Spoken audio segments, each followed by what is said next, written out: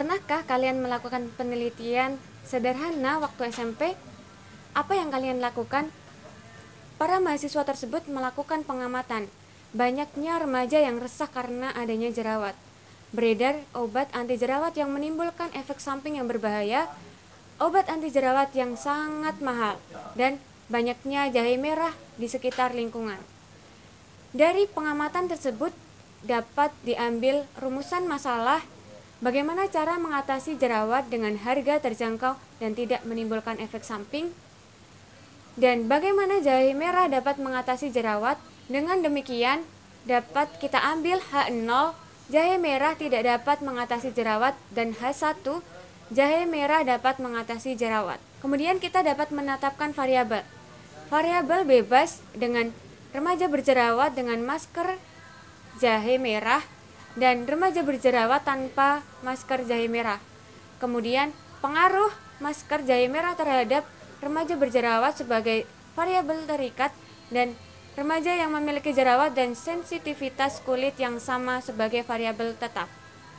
Kemudian langkah selanjutnya mengamati hasil reaksi masker jahe merah terhadap kulit remaja yang berjerawat. Setelah melakukan eksperimen atau percobaan, didapat sampel A jerawat tetap, sampel B jerawat berkurang sebanyak 45%.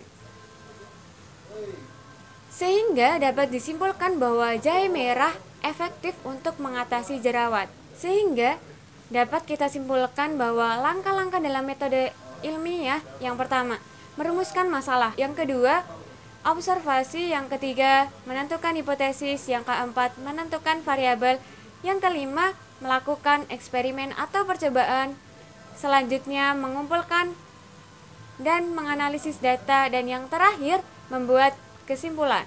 Kalau kalian mendengar kata kimiawan, apa sih yang ada di pikiran kalian? Pasti kalian membayangkan orang-orang memakai jas lab putih, kemudian duduk di laboratorium dan memegang gelas kaca.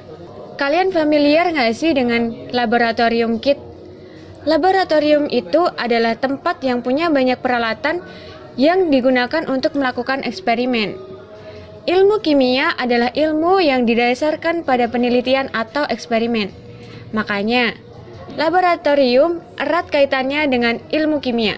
Soalnya, praktikum di laboratorium membantu kita untuk paham dan membuktikan suatu konsep. Praktikum biasanya melibatkan berbagai zat kimia. Zat-zat kimia yang ada di laboratorium itu sifatnya beracun, mudah terbakar, atau bahkan dapat membuat benda lain hancur, atau bahasa kerennya korosif. Makanya kalau kamu pakai zat-zat kimia yang ada di laboratorium, harus hati-hati banget. Harus sesuai dengan petunjuk yang ada. Ditambah lagi, alat-alat yang ada di laboratorium sebagian besar terbuat dari kaca yang mudah pecah. Jadi, jika kamu masuk ke dalam laboratorium, ada beberapa hal yang harus dipersiapkan terlebih dahulu agar tidak terjadi sesuatu yang merugikan. Misalnya, ledakan atau kebakaran. Apa saja sih yang harus dipersiapkan jika kita mau masuk ke dalam laboratorium? Mari kita cari tahu. Pertama, kamu harus memakai jas lab, memakai kacamata pelindung, dan membawa buku catatan.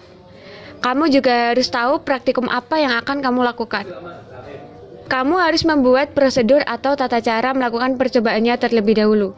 Jadi, ketika masuk ke dalam lab, kamu sudah tahu apa yang akan kamu lakukan. Setelah masuk ke dalam lab, kamu harus tertib, menjaga keselamatan diri kamu sendiri dan teman-teman kamu. Tidak diperkenankan asal mencampurkan bahan kimia, apalagi di luar prosedur percobaan. Ketika terjadi kecelakaan seperti tabung reaksi yang berisi larutan kimia pecah atau timbul ledakan, kamu harus segera lapor kepada guru pembimbing kamu. Sebelum kamu melakukan percobaan, kamu harus tahu alat-alat dasar yang akan kamu gunakan selama praktikum nanti. Contohnya, alat untuk mengukur volume, ada gelas beker, labu ukur, gelas ukur, pipet, atau buret. Untuk menimbang, kamu akan menggunakan neraca analitik atau timbangan. Alat pembakar misalnya tabung reaksi, spiritus, kaki 3, atau kasak kawat. Dan yang terakhir, Untuk mengukur suhu, kamu akan menggunakan termometer. Alat-alat ini dipakai sesuai dengan kebutuhan kamu. Misalnya, jika kamu membutuhkan 5 ml asam klorida atau HCl, kamu harus tepat mengukurnya 5 ml. Nah, untuk mengukur 5 ml HCl, kamu tidak dapat hanya menggunakan gelas beker saja. Kamu harus menggunakan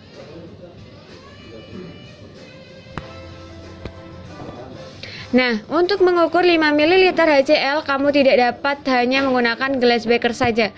Karena walaupun dia memiliki tanda ukur, tapi tanda ukurnya kurang teliti. Jadi lebih baik kamu menggunakan gelas ukur. Karena gelas ukur mempunyai ketelitian yang cukup tinggi. Untuk mengambil cairan yang lebih sedikit, lebih baik kita menggunakan gelas ukur yang kecil. Karena semakin besar luas permukaan, semakin besar pula tingkat kesalahan yang terjadi ketika pembacaan ukuran. Ketika membaca ukuran harus sejajar dengan mata, karena ketika melihat ke atas atau ke bawah akan berpotensi terjadi kesalahan pada pembacaan ukuran. Selain gelas ukur dan gelas beker, juga ada labu ukur yang biasanya digunakan untuk mengencerkan larutan.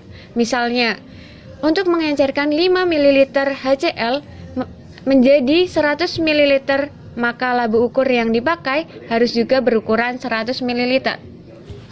Selanjutnya, ada juga yang namanya pipet volume. Pipet volume memiliki ketelitian yang Pipet volume mempunyai ketelitian yang lebih tinggi dibandingkan gelas ukur karena luas permukaannya yang lebih sempit. Jadi, kesalahan dalam pembacaannya akan lebih kecil. Terakhir, ada buret. Sama dengan pipet volume, buret memiliki ketelitian yang cukup tinggi. Alat ini digunakan untuk menambahkan sekaligus mengukur volume cairan yang diperlukan suatu reaksi. Contohnya, buret dilakukan dalam penentuan konsentrasi asam basa suatu larutan atau bahasa kerennya titrasi asam basa. Sudah tahu ya, alat apa saja yang digunakan untuk praktikum. Sekarang kita akan membahas bahan-bahannya.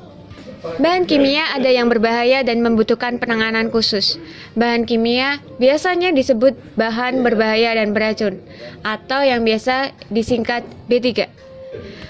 Contoh B3 yang sering kita temui dalam kehidupan sehari-hari ada pemutih pakaian, deterjen, pembersih lantai, semir, pestisida, atau alkohol. Di lab kimia, bahan-bahan yang pekat dan mudah menguap akan disimpan di lemari. Bahan-bahan kimia ini biasanya mempunyai karakteristik sendiri yang biasanya dapat dilihat di label botol bahan. Contohnya, simbol huruf X artinya bahan kimia itu berbahaya. Simbol huruf X yang ada tambahan huruf I di kanan bawah artinya bahan tersebut dapat menimbulkan iritasi. Simbol api menandakan bahwa bahan kimia tersebut mudah terbakar. Simbol tengkorak menandakan bahwa bahan kimia itu beracun. Simbol mirip bom menandakan bahan kimia tersebut mudah meledak. Simbol larutan dalam tabung reaksi tertuang di tangan menandakan bahwa bahan tersebut korosif. Jika ada gambar ikan yang mati, berarti bahan kimia tersebut berbahaya bagi lingkungan. Terakhir, simbol yang mirip dengan kincir menjadi pertanda bahwa bahan kimia tersebut bersifat radioaktif. Artinya, bahan tersebut dapat menimbulkan radiasi. Selain dapat dilihat di label botol, karakteristik bahan kimia juga dapat dilihat di Material Safety Dataset atau MSDS. MSDS ini semacam buku petunjuk yang isinya lebih lengkap dibandingkan label yang ada di botol, karena MSDS memuat kumpulan data tentang sifat, bahaya, petunjuk penggunaan, penyimpanan, dan penanganan suatu zat kimia. Untuk melakukan praktikum ada beberapa petunjuk dan larangan yang wajib kita taati. Yang pertama, Di meja kerja hanya ada alat dan bahan yang akan kita gunakan saja. Yang kedua, kamu perlu menggunakan kacamata pelindung. Selanjutnya, jika kamu mempunyai rambut panjang, lebih baik diikat rapi ke belakang, atau jika kamu berjilbab, lebih baik dimasukkan ke dalam jas slip. Jika ada percobaan memanaskan larutan di dalam tabung reaksi, mulut tabung wajib diarahkan ke dinding atau tempat kosong. Tidak diperkenankan untuk mengarahkannya ke temanmu. Di lab juga terdapat cara khusus untuk mencium larutan. Caranya bukan dicium langsung ke hidung, tapi cukup kipas-kipas tangan ke hidung sampai aromanya tercium. Ketika praktikum, kemudian ada botol cairan kimia yang pecah, kamu harus secepatnya memberitahu guru pembimbing kamu.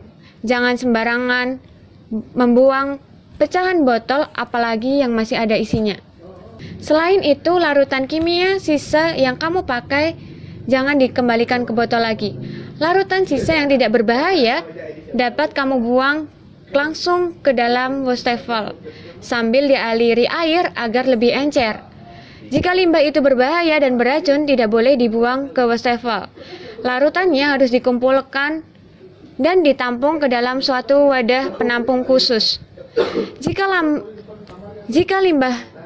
limbah padat, misalnya kertas lakmus, kamu dapat membuangnya ke dalam tong sampah. Terakhir, jika sudah selesai praktikum, kamu harus membersihkan meja kerja seperti semula agar teman-teman kamu selanjutnya dapat menggunakannya. Dalam video ini kita sudah belajar mengenai langkah-langkah metode ilmiah, persiapan masuk ke dalam laboratorium, dan kita sudah berkenalan dengan alat-alat ukur yang ada di laboratorium. Sudah mengetahui bagaimana cara melihat karakteristik dan simbol-simbol pada bahan kimia. Terakhir, kita sudah mengetahui beberapa petunjuk dan larangan bekerja di laboratorium. Selanjutnya, kamu wajib mengerjakan soal latihan mengenai materi ini di Google Classroom. Jangan lupa untuk mengisi presensinya di Google Form. Terima kasih, semoga bermanfaat untuk kita semua. Wassalamualaikum warahmatullahi wabarakatuh.